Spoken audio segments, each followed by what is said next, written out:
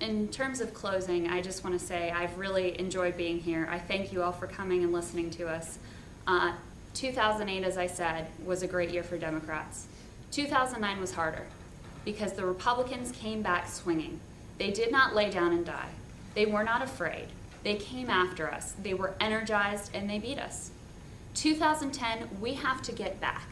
This is not an anti-democratic year. This is an anti-incumbent year. And Rob Whitman is the worst type of incumbent. He is the type of person that takes money from special interests and votes exactly the way that they tell him to. Takes money from the banks and votes against basic consumer financial protections. Takes money from the health insurance lobby and forget about health care reform. He votes against health insurance for poor children. This is someone who has never created a job.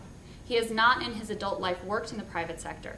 He does not know anything about economics. This is someone who is not only a bad fit for us as Democrats, he is a terrible representative for this district. And we have a chance this year, while he's new, while he's rated number 432 in terms of influence, while he's one of the 10 least effective members of Congress, while we are out fundraising him, this is the year to unseat him.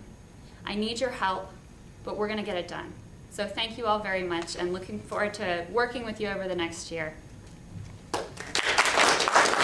Amazing that last week, Rob Whitman, what's really amazing is every time I put forth a position or I'm in the paper, the next week he comes out with my position.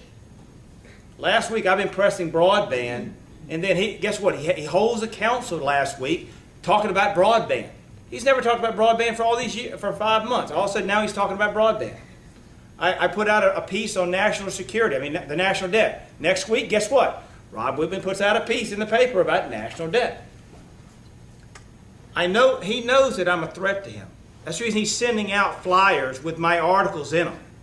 His fundraising, because my friends are Republican, I have a lot of friends who are Republicans, they get articles, they get flyers from him, and guess who's in a flyer? Me, talking about this guy's a threat. He knows what the threat is. What I can't understand is why he hasn't come after me. That's what's puzzling to me. So I guess we'll find out. Well, I probably know the reason why he doesn't have any money. He's not raising any money. At the end of the day, ladies and gentlemen, it's just real simple. If you want to win this election, and believe me, I do, I've committed a lot of time, a lot of my own personal resources into this election. Meet me halfway. Secure the base. Let me have the ability to free me up to work on the independents and the moderates. We'll meet in the middle. I appreciate her being up here. I appreciate her running. It's going to be very difficult for a progressive to win in an R+7 district. This is a conservative district.